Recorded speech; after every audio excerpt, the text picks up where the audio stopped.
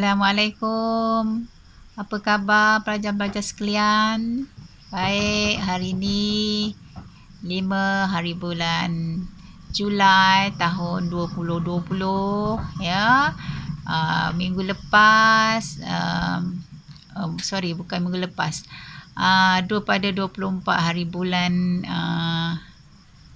yang lalu, 24 hari bulan Jun ya, pelajar-pelajar tingkatan 5 ya telah memulakan persekolahan pasca PKP, dan sebagaimana kamu tahu ya, semua pelajar tahu, satu Malaysia tahu bahawa pada 15 Julai ini ya, tidak berapa lama lagi, dalam 10 hari lagi semua pelajar seluruh Malaysia tingkatan 1 hingga tingkatan 4 ya, kalau di sekolah rendah darjah 5 dan darjah 6 akan mula bersekolah ya, setelah lama kita dicutikan kerana COVID-19 ya. Okey.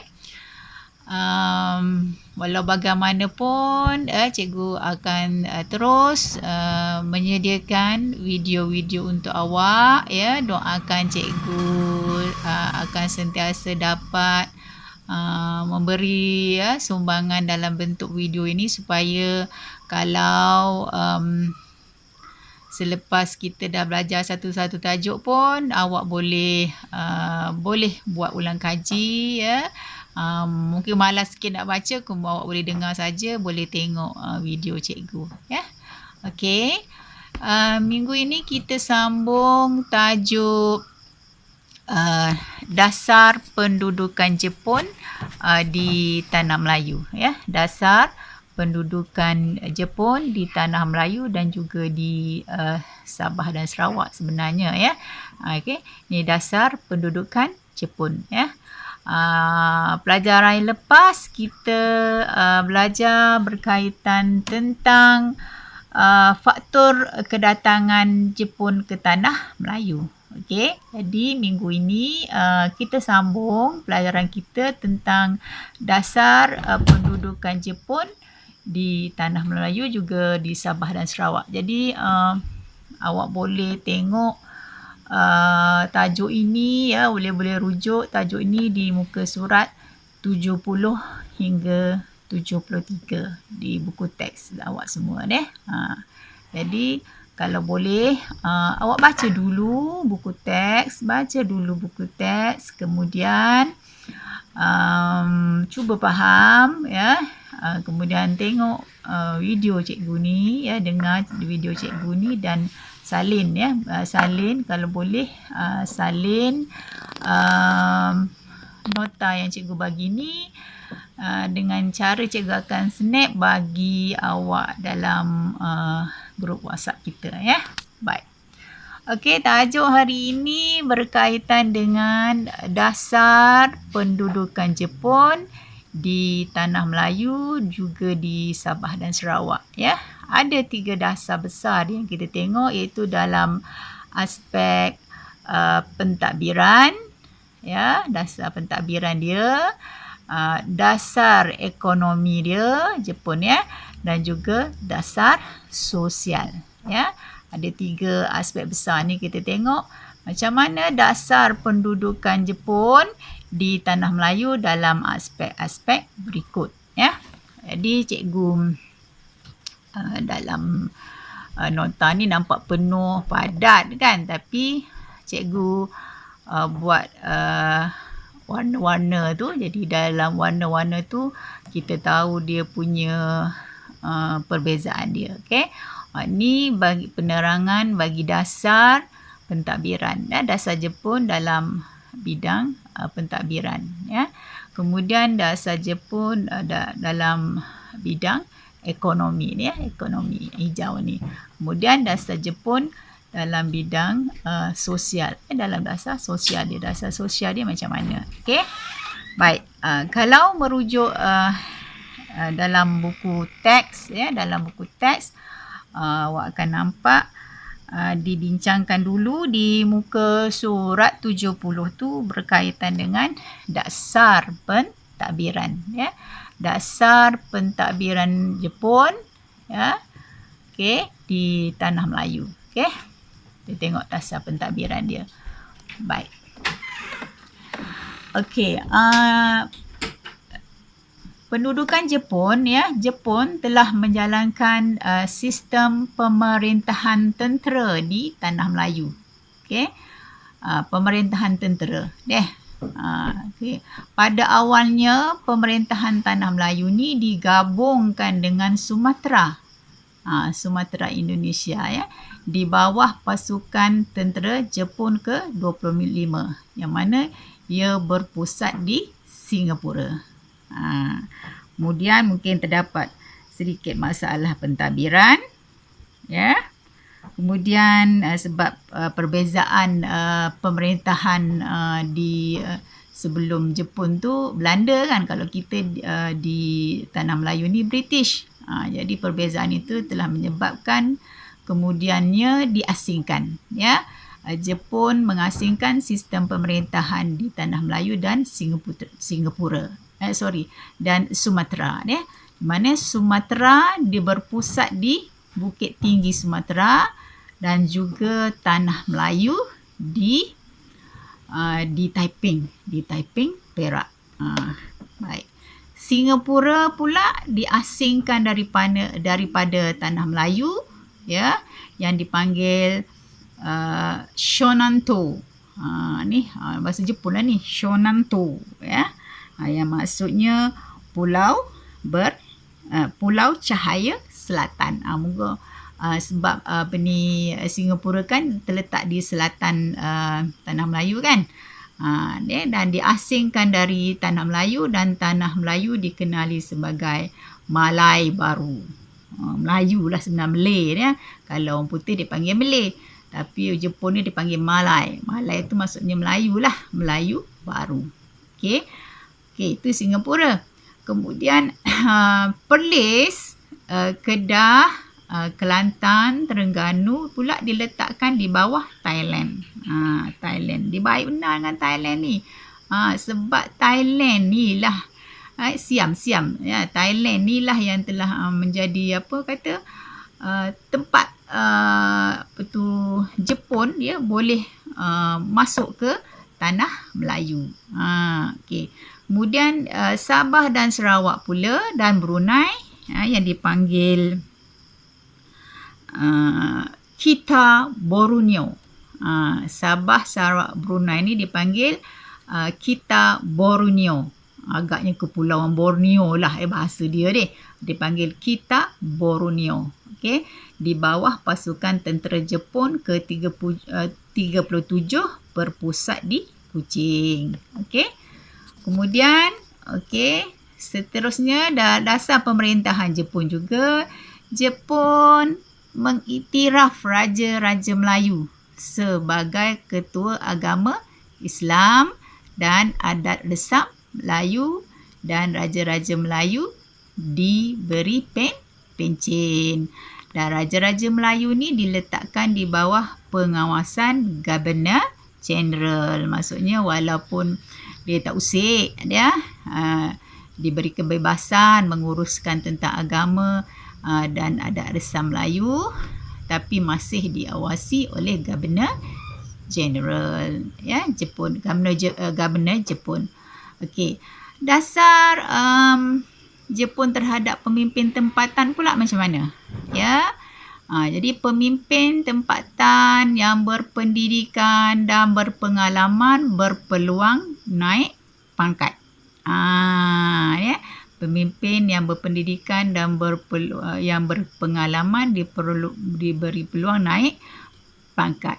Jadi satu institut yang dipanggil latihan pemimpin muda, pemimpin muda yang dipanggil Korenjo. Jadi semua istilah-istilah Jepun ni awak kena ingat jugalah sikit ya. Macam tadi Shonanto, yang maksud Pulau Cahaya Selatan. Singapura lah tu. Malai Baru, ya, tanah Melayu dikenali sebagai Malai Baru. Kita Borneo, ya, bagi Sabah, Sarawak dan Brunei. Okey. Ni Kau Korinjo. Cikgu nak sebut pun, ya. Sebab bukan bahasa kita kan. Kau Korinjo ini ialah institut latihan pemimpin-pemimpin muda. Dia pemimpin-pemimpin tempatan ni dilatih, ya. Pegawai-pegawai muda dilatih, ya, ditubuhkan bagi melatih dan menanam semangat memperjuangkan cita-cita politik Jepun dalam kalangan penduduk tempatan. Jadi ini juga propaganda Jepun lah. Dilantik orang muda-muda, diberi latihan. Jadi sebab mereka ni juga akan mempengaruhi penduduk tempatan. Ya. Jadi itu dia dasar pentadbiran Jepun di Tanah Melayu, di Sabah, Sarawak dan juga ada Brunei ni deh. Okey. Ada satu pasukan, ya, pasukan tentera pasukan tentera polis tentera Jepun. Dia ada satu pasukan tentera Jepun yang dipanggil Kempeitai deh. Ni bahasa Jepun ni. Untuk apa ni? Ini pasukan polis tentera yang ditubuhkan untuk menjaga kepentingan pentadbiran tentera Jepun. Ni polis tentera ni, ya. Jadi dia untuk pasukan ini bertindak ganas dan kejam, menyeksa dan membunuh sesiapa yang disyaki sebagai anti pentadbiran Jepun. Ni deh. Ni semua untuk mengawal penduduk tempatan bagi memastikan pemerintahan tentera Jepun di Tanah Melayu tidak tergugat, ya. Itu dia sistem pentadbiran, ya, sistem ataupun dasar pentadbiran Jepun di Tanah Melayu, di Sabah, Sarawak dan juga Brunei, ya. Itu dari segi pentadbiran. Okey. Kita lihat pula dari segi ekonomi pula. Dalam bidang ekonomi, macam mana kita tengok dasar ekonomi Jepun, ya, dasar ekonomi Jepun, ya. Okey, kita tahu pada masa Jepun tu ekonomi sangat meleset, ya. Ekonomi sangat meleset. Pentadbiran tentera Jepun melaksanakan sistem ekonomi kawalan. Sistem ekonomi kawalan kerana ekonomi meleset itulah. Diperkenalkan rancangan perindustrian 5 tahun untuk membangun industri tempatan dan penggunaan optimum peralatan dan kemudahan yang sedia ada. Okey. Apa-apa kemudahan, apa-apa bahan yang ada digunakan secara optimum. Ini adalah untuk langkah berjimat cermat, ya.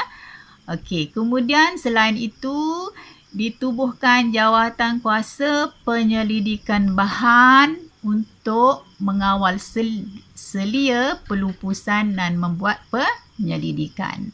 Ini semua adalah langkah-langkah penjimatan, ya. Baik. Kemudian Jepun juga telah mencetak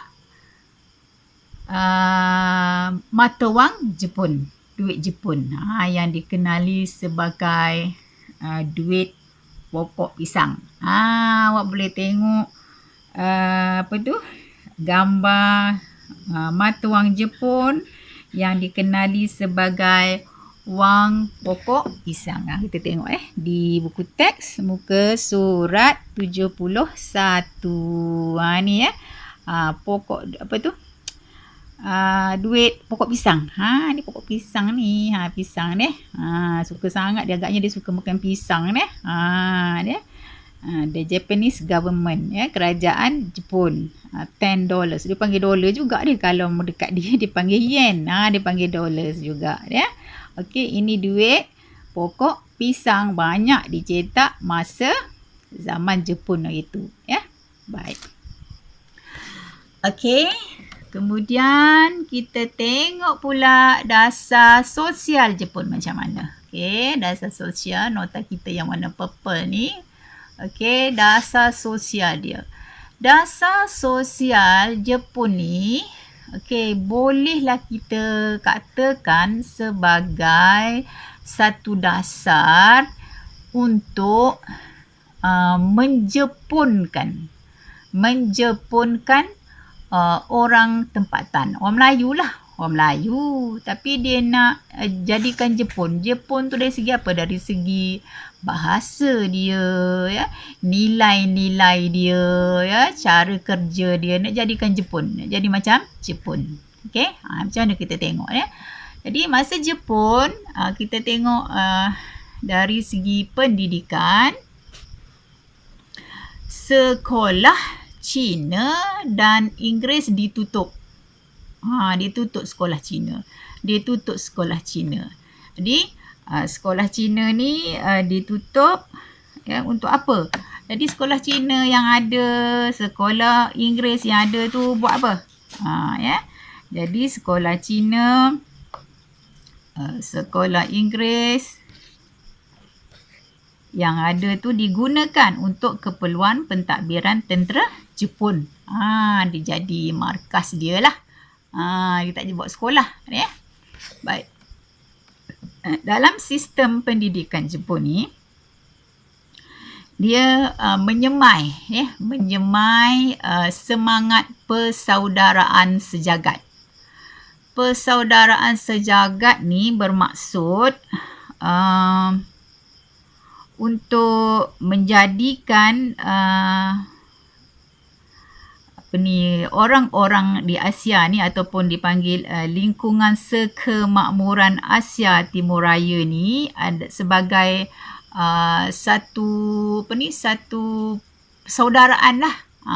Ya, di sebelah Asia ni bersaudara. Jadi walaupun begitu dia nak jadikan menjepunkan semua masyarakat di Asia. Ini dipanggil Hakoichu. Hakoichu, semangat persaudaraan sejagat, ya. Di samping bagi mencapai teknologi industri, berdisiplin dan mempunyai nilai-nilai Jepun. Nilai-nilai Jepun ni macam mana? Kuat bekerja, rajin, ya, menepati masa, ya, dan sebagainya. Okey. Jepun juga menghapuskan pengaruh barat. Ya, menanamkan setia kepada kerajaan Jepun, ya, tentera Jepun, ya. Kemudian dari segi agama, okey, macam mana sikap Jepun terhadap agama? Dia menghormati orang Jepun ni, tentera Jepun ni menghormati agama Islam dan adat Melayu, dan mereka tidak campur dengan agama Islam dan adat istiadat Melayu. Okey. Kemudian dari segi seterusnya, catuan dan penghasilan makanan, ya, ada ordinan kawalan barangan dan bahan penting. Makanan dicatu sebab masa tu payah, makanan sangat payah, ya, susah nak makan. Awak mesti pernah dengar datuk-datuk atau nenek atau orang lama, bercerita tentang bagaimana susahnya, ya, keadaan masyarakat ataupun rakyat pada zaman Jepun, yang selalu disebut Jepun ni adalah sebagai zaman ubi kayu. Sebab apa dia panggil zaman ubi kayu? Zaman beras tak banyak, ya, sikit. Jadi makan apa? Makan ubi kayu. Tanam ubi banyak-banyak, makan ubi kayu. Kempen telah dibuat, kempen tambah lebih banyak makanan. Tapi makanan Bukanlah makanan kita tu. Makanan kita kalau orang Malaysia ataupun tanah Melayu makan nasi. Tapi beras kurang pada masa tu. Jadi tanam benda-benda lain. Tanam ubi kayu, tanam sayur-sayur. Ya, bukan tanam pokok pisang agak macam tadi kan. Tanam kelapa biasalah kan. Kalau di tanah Melayu ni kelapa biasa. Dan dikatakan kalau mengikut cerita orang tua-tua ni, orang Jepun ni dia suka minum air kelapa, ya, makan buah kelapa ni. Okey. Jadi walau bagaimanapun zaman Jepun ni telah menjadikan rakyat lebih kreatif. Lebih kreatif. Ada yang buat tempe daripada biji getah. Jadi jadikan kita kreatif. Macam mana nak makan kan? Jadi bila kita susah, itu hikmah dia. Bila kita susah, jadi kita akan lebih kreatif. Bagaimana untuk meneruskan kehidupan. Macam mana nak survive kan? Okey. Kemudian kita tengok layanan Jepun terhadap masyarakat di Tanah Melayu. Kita tahu Tanah Melayu pada masa itu dia dah ada India, ada Cina dia. Orang Melayu tu memanglah penduduk asal sini ni, Melayu ni. Bagaimana layanan orang ataupun tentera Jepun terhadap masyarakat di Tanah Melayu? Kalau dengan orang Melayu dilayan dengan baik. Dilayan dengan baik. Kalau orang Cina pun dilayan baik. Tapi mereka ni sangat kejam dengan orang Cina. Sebab apa mereka ni kejam dengan masyarakat Cina? Ni sebab ada sejarah dia. Kerana lanjutan permusuhan dari perang Cina-Jepun. Ya. Kemudian orang Cina juga dipaksa membayar sejumlah wang sebagai hukuman penentangan mereka terhadap Jepun semasa perang Cina-Jepun. Dia ada dendam lama dengan orang Cina. Bukan orang Cina. Cina ni memang kan asal daripada negara Cina. Jadi dia dendam tentang orang bangsa Cina ni. Kerana sejarah perang Cina-Jepun dia. Dan mereka juga, tentera Jepun ni baik dengan orang perubumi Sabah dan Sarawak. Tetapi secara keseluruhannya walaupun dia melayan kita dengan baik, ya, layan orang Melayu dengan baik, layan orang India dengan baik, secara keseluruhannya rakyat sangat sengsara, ya, di zaman Jepun. Sebab susah nak makan, ya, kena ikut perintah Jepun, ya. Dia kalau awak tengok di muka surat 72, ya, di sudut info tu ni awak akan lihat dari segi pendidikan menekankan semangat Jepun. Diajarkan bahasa Jepun, ya, menghormati kebudayaan dan Maharaja Jepun, ya, mengajarkan bahasa Jepun. Lepas tu supaya bahasa Jepun ni menjadi bahasa lingua franca di lingkungan sekemakmuran Asia Timur Raya ni. Maksudnya seluruh dekat kawasan Asia Timur ni orang menuturkan bahasa Jepun. Macam kita dulu kan, bahasa Melayu pernah menjadi bahasa lingua franca, bahasa perhubungan. Semua orang guna bahasa tu. Ya. Sekarang Jepun tu dia berniat nak jadikan bahasa Jepun tu sebagai bahasa lingua franca. Jadi di sekolah yang dia ajar tu, dia ajar bahasa Jepun. Dia ajar nyanyi lagu kebangsaan Jepun. Jadi masa pagi-pagi perhimpunan pagi, kalau kita ke sekolah kan, perhimpunan pagi sekolah tu, mereka suruh pelajar-pelajar tu orang ni lah, orang Melayu lah, orang Melayu kita lah kan masa dulu, datuk nenek kita dulu nyanyi lagu kebangsaan Jepun menghadap ke arah negara Jepun sebelah timur kan, menyanyi lagu kebangsaan Jepun, Kimi Gayo. Nyanyi lagu Jepun lah, lagu macam mana pun ada, cuba awak cari di YouTube macam mana lagu Jepun ya masa dulu-dulu ya. Jadi orang tua dulu-dulu ada yang lagi yang masih ingat macam mana lagu kebangsaan Jepun. Dan masa Jepun juga mereka memanipulasi pegawai agama. Maksudnya dia menggunakan pegawai agama ni untuk tujuan propaganda Jepun. Dia berbaik-baiklah dengan pegawai-pegawai agama, Tok Ime. Dia awak tengok di muka surat 72 dia info ni. Sebab apa?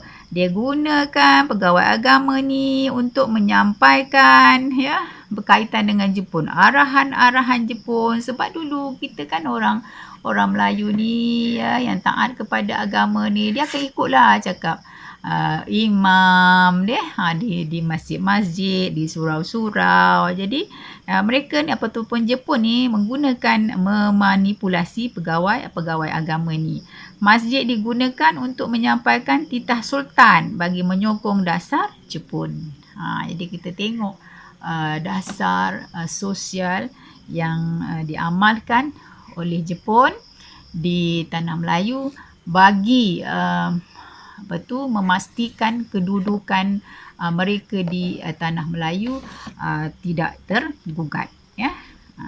Itu dia secara ringkasnya ya. Ringkas tak ringkas jugalah. Ya.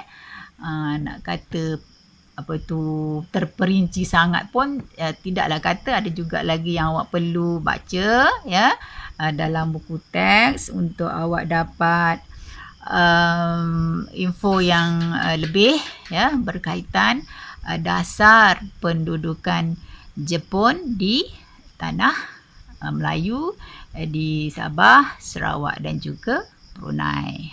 Ya. Jadi cikgu harap awak ulang kaji balik ya, baca balik buku teks di muka surat 70 hingga 73 ya. Dengar balik cikgu punya penerangan ini ya. Salin nota ya, salin nota ni cikgu akan snap bagi awak dalam grup WhatsApp. Cikgu akan bagi ya, awak salin. Sebagaimana cikgu selalu pesan, buatlah warna-warna macam ni.